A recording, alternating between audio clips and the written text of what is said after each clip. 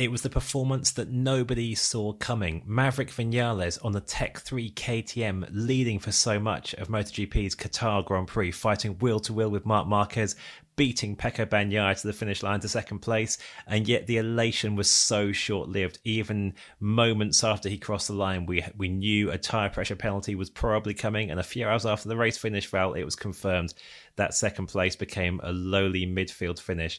What was the rule that Vinales and Tech3 contravened to lead to this little bit of heartbreak? Yeah, so just to recap, as we often find ourselves doing with this penalty, which is the favorite one of everybody in the MotoGP paddock right now, tire pressure monitoring was introduced midway through 2023 as basically an official rule.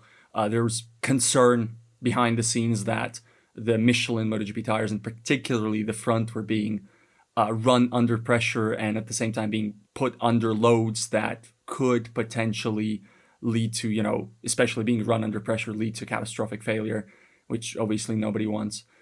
It's not happened, but the fear's been there. So midway through 2023, the tire pressure rule was first sort of softly introduced with a warning, first strike, second strike sort of system, escalating penalties, but still fairly not minor, but those you could get away with, and you got a joker. But that was never the intention, to keep it that way.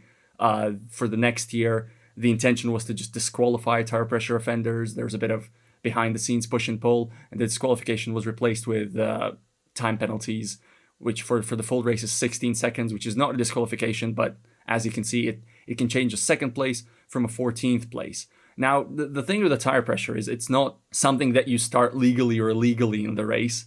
It's a bit of a lottery, a bit of a gamble, as we've seen. You need to hit it for a certain number of laps, and because of that sort of gamified part of it, even though that gives riders and teams a bit more leeway not to start it too high and to sort of tailor it to the race they have.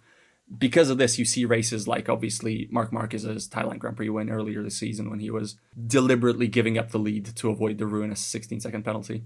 And even as news this penalty came through, we thought, actually, that's not a great surprise given the circumstances of the race. There was an element about Vinales' situation that made him particularly susceptible to this happening, wasn't there? Yeah, and this is the dumb thing, unfortunately, because, the leeway is good, and there's a certain appeal to this sort of hit it for a certain amount of laps type of leeway thing, because riders really, really, really do not want to ride with tire pressures very high, and they do not want to start it at the legal limit. They want to start below the legal limit and then get up to it during the race.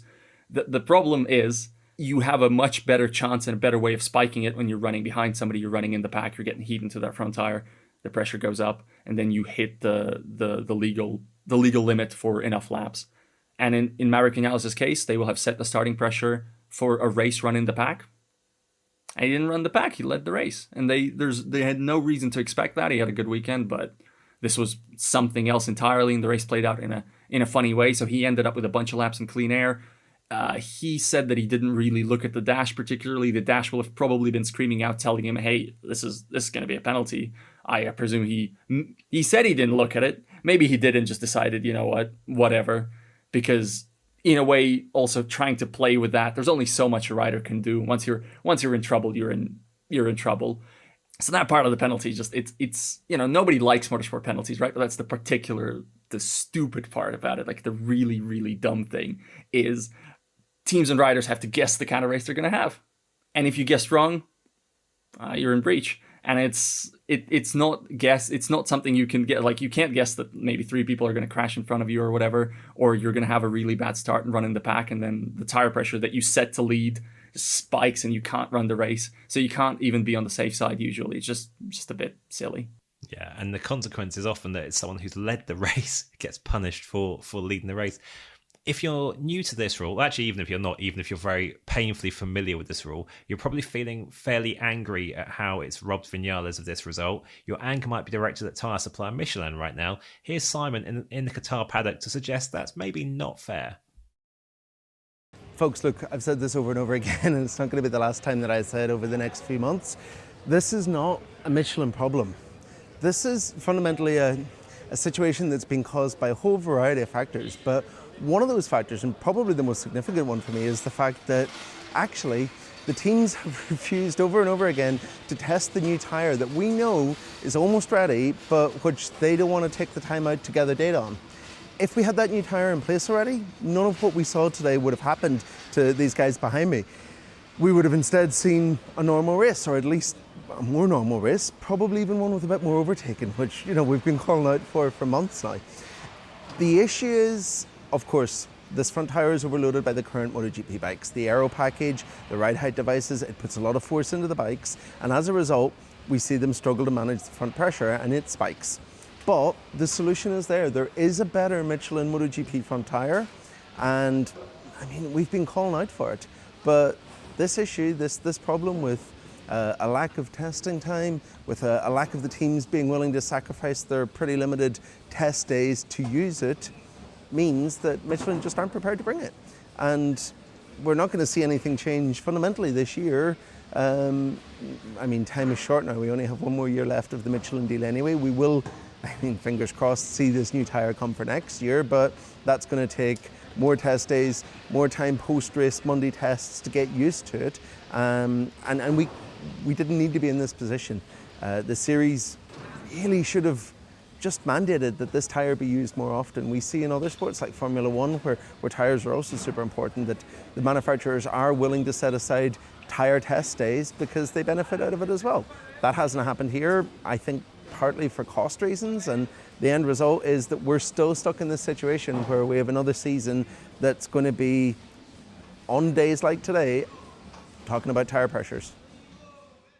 Val, we spent so much of the winter discussing whether KTM would even be on the 2025 MotoGP grid, and yet a couple of rounds into the season, it's nearly won a race until the penalty and Marc Marquez got in the way. But with its satellite team as well, this performance, despite not actually turning into a result in the end, must be such a huge boost to everyone at that manufacturer. Yeah, I don't think a win was quite ever in the cards because Marc's late race pace was just a bit something else, but it's still, to even get this close, never looked on the cards for most of the season, really, and certainly you'd expect it to be with the other rider, with Pedro Acosta.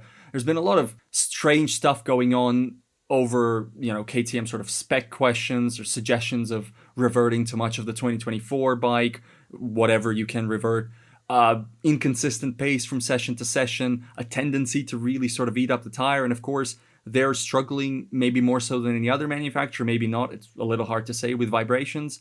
It seems like that vibration that has come in with the newer, grippier Michelin rears last year and is still there. It seems like Vinales didn't really have that in the race, and neither did Acosta. So it's part of the reason. Like, just maybe something, the conditions were quite right, and they unlocked the very narrow window of the KTM, and it maybe wasn't unlocked for, say, Brad Binder.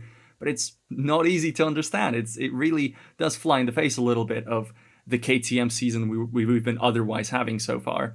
And we won't see it on the results, so that's fun. There's obviously a world in which you'd expect the hospitality suite behind me to be quite downbeat tonight, but honestly, the Mid-Inside Tech3 still seems fairly upbeat after everything that happened.